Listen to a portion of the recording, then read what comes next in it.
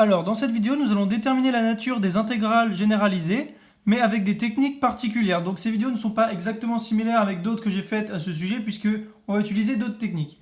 Donc, déterminer la nature des intégrales généralisées. Donc la première, l'intégrale entre 1 et plus l'infini de ln de 1 plus 1 sur t puissance 4 dt.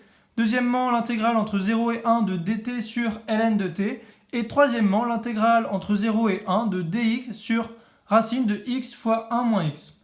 Donc, premièrement, l'intégrale entre 1 et plus l'infini, donc de ln de 1 plus 1 sur t puissance 4 dt. Donc, la fonction qui a t associe ln de 1 plus 1 sur t puissance 4, elle est continue sur 1 plus l'infini et supérieure ou égale à 0, ce qui est très important.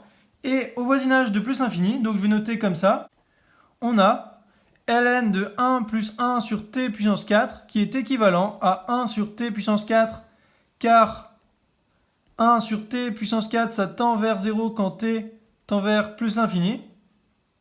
Et comme l'intégrale entre 1 et plus l'infini de dt sur t puissance 4 converge, puisque c'est une intégrale de Riemann, alors on a notre intégrale entre 1 et plus l'infini qui est équivalente à cette intégrale. Et donc, elles convergent également. Donc voilà pour la première question. Deuxième question. Donc, l'intégrale entre 0 et 1 de dt sur ln de t.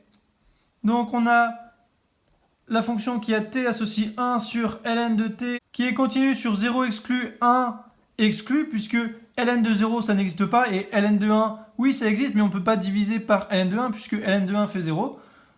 Et elle est supérieure ou égale à 0, cette fonction qui a t associe 1 sur ln de t. Donc ici, comme c'est pas défini ni en 0 ni en 1, on va casser en deux cette intégrale. Donc cette intégrale qui est généralisée, on a d'abord l'intégrale entre 0 et 1 demi de dt sur ln de t. Donc on va calculer. Donc comme la limite de 1 sur ln de t quand t tend vers 0, c'est égal à 0, puisque c'est une propriété, alors l'intégrale ici converge entre 0 et 1 demi, puisqu'elle est faussement impropre.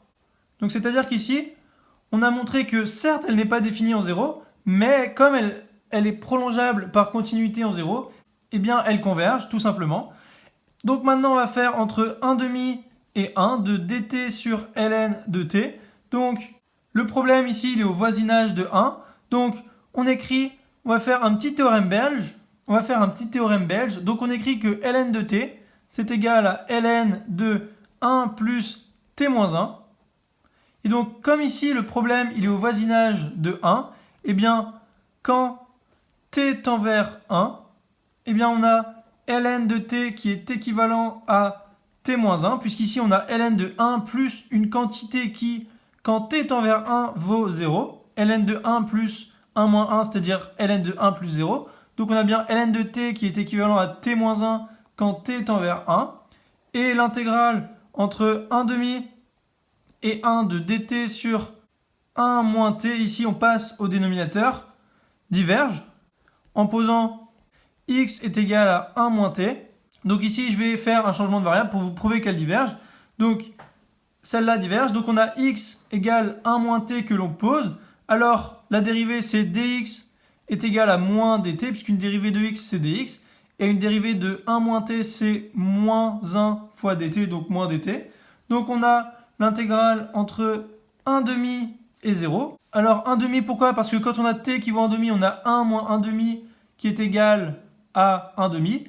Et ici, on a 0. Pourquoi? Parce que quand t vaut 1, on a 1 moins 1 qui vaut 0, donc x vaut 0.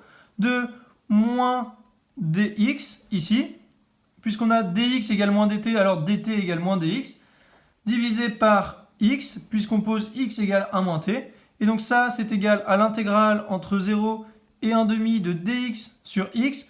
On inverse les signes, et donc on inverse le signe à l'intérieur.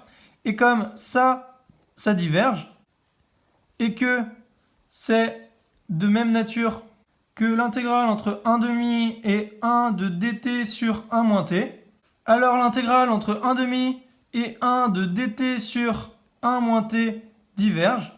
Donc, l'intégrale entre 1/2 et 1 de dt sur ln de t diverge. Et comme on a une partie qui diverge, celle-ci, et une partie qui converge, celle-ci, alors l'intégrale généralisée globale diverge. Donc, l'intégrale entre 0 et 1 de dt sur ln de t diverge. Pour qu'elle converge, il fallait que les deux convergent. Et donc, si on a une des deux qui diverge, eh bien, ça diverge forcément. Donc, voilà pour la deuxième question. On va maintenant faire la troisième. Donc, la troisième, c'est l'intégrale entre 0 et 1 de dx sur racine de x fois 1 moins x. Donc, on a la fonction qui a x associe 1 sur racine de x fois 1 moins x qui est continue sur 0, 1 exclu. Puisque si x vaut 0, eh bien on a racine de 0, ça n'existe pas. Et si x vaut 1, on a racine de 0 fois x, c'est-à-dire 0, donc ça n'existe pas non plus.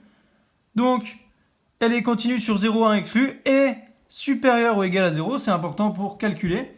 Donc, ici, on va également la casser en deux, comme dans la question précédente. Donc, on va faire une étude de 0 à 1/2, puisque généralement, quand on a entre 0 et 1 et que ça pose problème en 0 et en 1, eh bien on casse en deux, on va jusqu'à 1/2. Donc, de dx sur racine de x fois 1 moins x. Donc, au voisinage de 0, on note comme ça au v de 0. Ici, c'est au voisinage de 0 qu'il y a bien un problème. Au voisinage de 1/2, on s'en fout, il n'y a aucun problème. Donc, au voisinage de 0, on a 1 sur racine de x fois 1 moins x qui est équivalent à 1 sur racine de x. Pourquoi? Parce que quand x tend vers 0, on le laisse, donc ça fait 1 sur racine de x fois 1, donc 1 sur racine de x. Et comme l'intégrale entre 0 et 1/2 de d de x sur racine de x, c'est-à-dire x puissance 1/2, je vous rappelle que racine de x c'est pareil que puissance 1/2, et bien comme celle-ci converge, car 1/2 est inférieur strictement à 1, c'est la condition en 0, alors l'intégrale entre 0 et 1/2 de dx sur racine de x fois 1 moins x converge également, puisqu'elle est de même nature que l'autre. Donc voilà pour le cas entre 0 et 1/2. On va maintenant faire le cas entre 1/2 et 1. Donc l'intégrale entre 1/2 et 1 de dx sur racine de x fois 1 moins x. Donc on va procéder avec la même technique. Donc au voisinage de 1, on a 1 sur racine de x fois 1 moins x qui est équivalent à 1 sur racine de 1 moins x, puisque on a 1 fois 1 moins 1, donc le problème il est en 1 moins 1. Ici on a 1, donc on peut l'enlever. Et 1 moins x, on le laisse, donc racine de 1 moins x.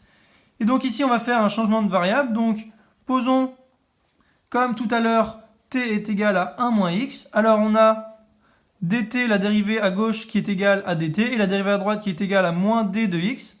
Et donc on a l'intégrale entre 1/2 et 0, comme tout à l'heure. Si x vaut 1/2, alors 1 moins 1/2, ça fait 1/2. Et si x vaut 1, 1 moins 1, ça fait 0.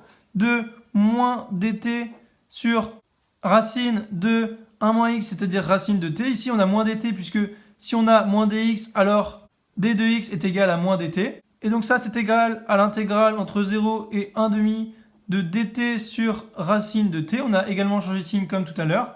Or ça converge, comme on l'a dit juste ici, puisqu'ici on a t puissance 1/2, c'est pareil.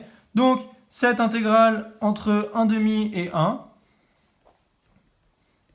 de d de x sur racine de x fois 1 moins x converge. Alors, l'intégrale générale entre 0 et 1 de dx sur racine de x fois 1 moins x, comme elle diverge dans les deux cas en la décomposant en deux, alors on dit qu'elle converge. Donc voilà pour cette vidéo.